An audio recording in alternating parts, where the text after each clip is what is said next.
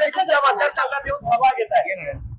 उद्धव ठाकरे सभा ले रहे हैं, उसके ऊपर क्या कहेंगे? मी आपल्याला एवढं सांगू इच्छितो की सर्वसामान्य माणसाच्या कामाच्या बाबतीत ज्या अडचणी, कारण मी रोज सामान्य माणसाच्या संपर्कात असतो आणि त्या माणसाला येणाऱ्या अडचणी फार मोठ्या आहेत आणि मला वाटतं ती माझी प्रायोरिटी आहे, ती प्राथमिकता आहे। त्यामुळे त्या माणसाचं काम करणं माझी जबाबदारी आहे लोकप्रतिनिधी या नात्यानं।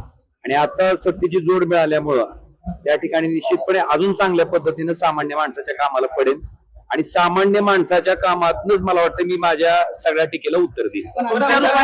तुमच्या रूपाने केंद्रांमध्ये पुन्हा एकदा मराठवाड्याला मंत्री होणं ही माझी प्राथमिकता नाही। मी अतिशय प्रामाणिकपणे कबूल करू इच्छितो की मी सामान्य माणसाच्या कामासाठी, माझ्या मतदारसंघाच्या विकासासाठी, माझ्या मतदारसंघाच्या प्रगतीसाठी, कारण आपण बघितलं धाराशिव जिल्हा हा मागासलेल्या जिल्ह्याच्या यादीत क्रमांक 3 ला आहे।